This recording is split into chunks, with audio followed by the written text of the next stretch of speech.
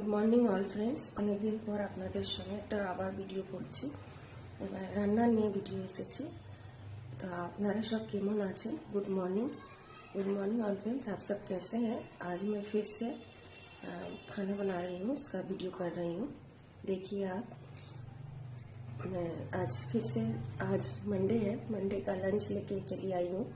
आज के मंडे तो ওই জন্য কি লাঞ্চে আমাদের হবে, তো ওই রান্না দেখাচ্ছি আপনাদেরকে।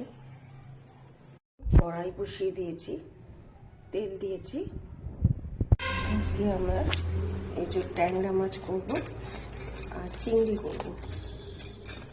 ট্যাংরা আর চিংড়ি হবে। ট্যাংরা আমাদের বড়দের জন্য আর চিংড়ি হচ্ছে মানে আমাদেরও আছে, বাচ্চারা ফেভারিট বাচ্চাদের। আর ট্যাংরা মাছ দিয়ে বেগুন দিয়ে ঝোল করব।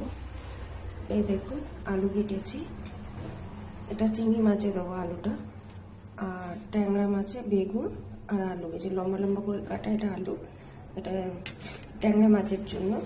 আর এই আলুটা যেটা কাটা রয়েছে এটা হচ্ছে চিংড়ি মাছ দিয়ে করব।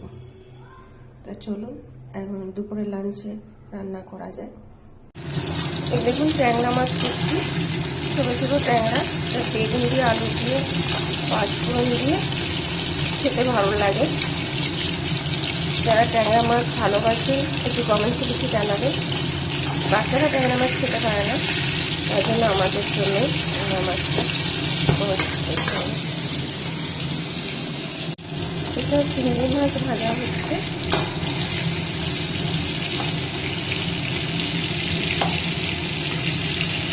হলো ওর জন্য, ছেলের জন্য। এই দেখুন চিংড়ি আলু দিয়ে করেছি, আর এটা ট্যাংরা মাছ দিয়ে বেগুন দিয়ে ঝোল করেছি। বড়ি আছে এর মধ্যে, বাঙালিদের ফেভারিটটা। কারা ট্যাংরা মাছ ভালোবাসেন আর কারা চিংড়ি মাছ। আর উচ্ছে তো করেছি, আপনারা জানেন উচ্ছে আমাকে করতেই হয়। আর ডাল আলু ভাজা তো করতেই হবে, ওই জন্য ওগুলি আর দেখালাম না। ওগুলি তো আমার রোজকার দিনে করতেই হবে একটু। এইটাই হচ্ছে আমার লাঞ্চ।